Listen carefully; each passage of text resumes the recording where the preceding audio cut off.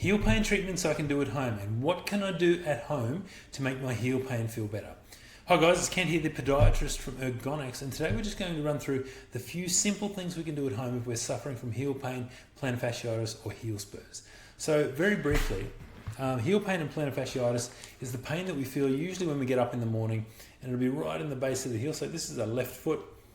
This is where the plantar fascia sits in the foot, and it attaches to this little medial tubercle down here on the heel. When it gets aggravated and inflamed, it causes pain in the heel and sometimes up into the arch. So the things that we do to make our heel pain feel better is the very first thing is we never aggravate it. So if you know walking is aggravating your heel pain, or walking makes your heel pain worse the next day, we need to cut out the walking. So that's the very most important thing we can do to start with. The next thing we do at home is we ice our heels. So we usually say in the clinic, we ice them for about 15 minutes, 2 to 3 times a day. And what this does, it helps to moderate the inflammation, and it also helps with the pain in the heel, makes it feel a little bit better. And the way we ice our heels is we generally use a bag of ice cubes in a zip-tie plastic bag with one layer of either a tea towel or a t-shirt or something across them. And we put the painful site straight in the ice, and we keep it there for about 15 minutes. We used to do this on and off 15 minutes at a time as you feel the pain. But it's a good habit to get into.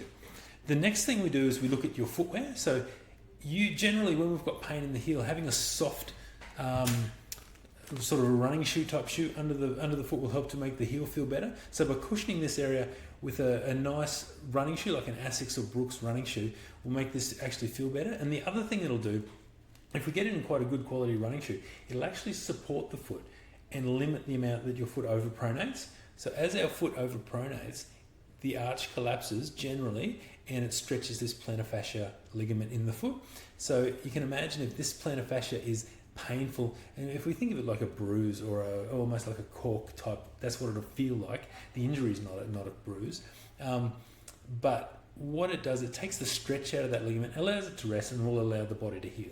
Now, further along that path of supporting and cushioning the foot, we can use a soft orthotic insole. So usually what we do is a soft, full-length orthotic insole like this one that will aim to keep the arch raised up.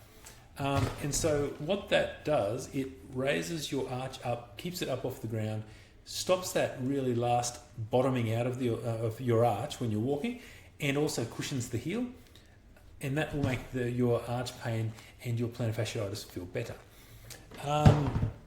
The other things we do that you can do at home really quite easily is stretch out your calf muscles, because generally when we have tight calf muscles, the compensation for your body having a tight calf muscle is your feet will pronate or roll in too far. And as we've just discussed, if our foot rolls in, our arch generally collapses, and that will strain the plantar fascia. So by stretching out your calf muscles, it limits the amount of pronation and helps the body to heal the plantar fascia, and it'll feel much, much better. Anti-inflammatories are also great for acute plantar fasciitis. They'll just help to moderate the inflammation and help your body heal that more quickly. So that's just a quick list of the things you can do immediately at home to help to relieve your plantar fasciitis.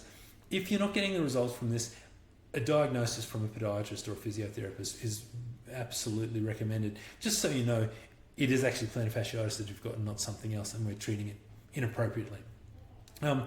So try these out if you've got heel pain, and if you have any further questions, please comment below and we'd be happy to help out. Thanks.